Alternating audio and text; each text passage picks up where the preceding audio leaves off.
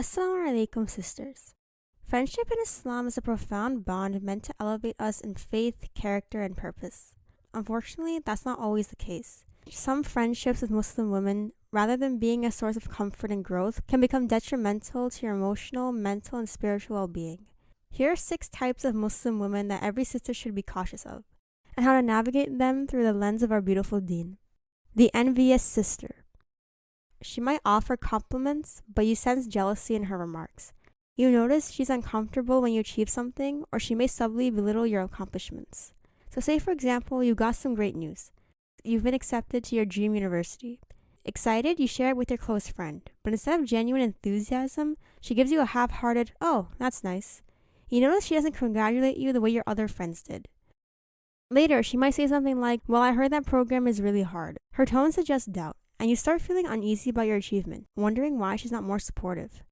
Over time, you realize that whenever something good happens to you, whether it's personal, academic, or even spiritual growth, she seems distant, uncomfortable, and quick to downplay your success. These are all signs of jealousy and pettiness, and she's saying these things just to make her feel better about her own life, about the things that she hasn't achieved. In Islam, jealousy is a destructive force that not only harms relationships, but also consumes your own heart. Remember, jealousy is a useless emotion because it doesn't allow you to move forward, just to sit still and be bitter about other people's success. Even Surah Al-Falaq has a whole ayah dedicated to jealousy. If you have a friend like this and you value the friendship, sit down and have an honest conversation. Explain how her behavior affects you, and gently remind her that Allah distributes blessings differently, and we should be content with our own qadr, and also refrain from telling her your achievements. But also make sure that there's still a healthy balance between you and her as a friendship. If that's not there, then realize that it's not your responsibility to fix her, and you are allowed to step back to protect your peace and iman. The gossiper.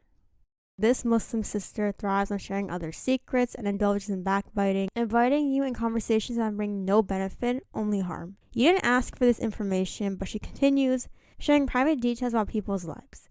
Soon, the conversations turn into a long session of criticizing others, pointing out their flaws, and sharing rumors.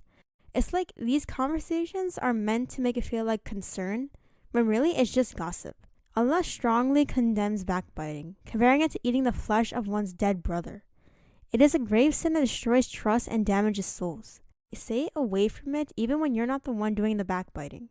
Be brave enough to stand up for what is right. Redirect the conversation, and remind a sister like this that engaging in such speech will weigh heavily on her scale of deeds. And it's just not a good thing to do in general. Whenever someone starts gossiping about somebody, just change the subject or just leave the room. Just because you're staying silent doesn't mean you're not a part of it, because you're not really doing anything to stop it. The manipulative sister. She may use Islam and emotional manipulation to control her decisions, making you feel guilty for not aligning with her desires. Say, for example, you've been invited to attend a local Islamic event, but you've had a long week and feel like you need some rest. When you tell your friend you might skip the event, she says, "Are you seriously going to stay home instead of seeking the knowledge of Allah?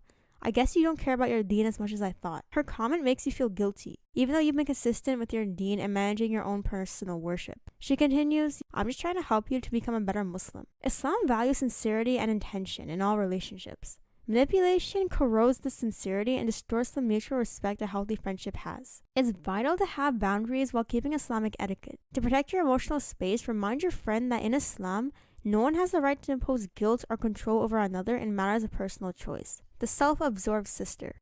She monopolizes the conversations, always talking about herself, her problems, her successes, while rarely showing interest in your life. The relationship feels one-sided and emotionally draining. Every time you try to steer the conversation to something else or chime in with your own thoughts about anything, she barely pauses to let you speak. Every time you start to share something about yourself, she quickly shifts the focus back to her. A good Muslim sister shows empathy and concern for others. The world doesn't revolve around her. If you think the friendship can be saved, don't be afraid to express how her behavior makes you feel. Frame it in a loving way, like, "I care about our friendship, but I also need space to share my thoughts and experiences too." If she's receptive, she'll make an effort to change. If not, always reflect on whether this relationship nurtures you or drains you. Your emotional health and spiritual journey should be priorities. The inconsistent sister. She only comes around when it's convenient for her and when she needs something from you, and she's absent when you need her support. Or she always ditches you when you need her, hangs out with other new friends, and forgets all about you. Reliability and loyalty are core values in Islam. Consistency in support and love is a reflection of a strong and healthy friendship. It's pretty simple. If she doesn't prioritize your relationship, she doesn't value you. And it's okay to sit back and invest in friendships that do value you, that do prioritize you, where there's mutual care and effort on either side. The negative influencer. This is the friend who pulls you away from your religious practices, whether it's encouraging gossip, missing prayers, or indulging in behavior that's not conducive to your spiritual growth. And they tell you that these actions are quote unquote fun, and then they like to tell you quote unquote that you're too strict, which causes you to feel guilty for doing the right thing. In Islam, a friend should push you towards Jannah, not away from it. If someone is pulling you away from Allah, it's essential to reflect on whether that friendship is worth keeping. You know that saying, if you're friends with 5 millionaires, you'll become a 6 millionaire? Think of it like that, but in a negative way. You may think that your friends have no influence on your own life or your own goals, but this is something that affects your life slowly by slowly, and before you even realize it, you become just like them. That's why you need to pay attention to what kind of friends you really have. If you have the stability for it, approach friends like this with compassion and remind them of the higher purpose of your lives, seeking Allah's pleasure. If they're open to change, it's a chance for both of you to grow. But if not, it's okay to gradually distance yourself and let them go. Sometimes it really hurts to do that, especially if you've known them for a long time, but you have to protect yourself from the negative influences that could harm you, even your closest friends. I know that sometimes that leads to a lonely path, but rest assured, Allah just wants to guide you to the friends who will take care of you, who will love you and support you for who you are. Thank you guys so much for watching. I love you guys so much. Assalamu alaikum.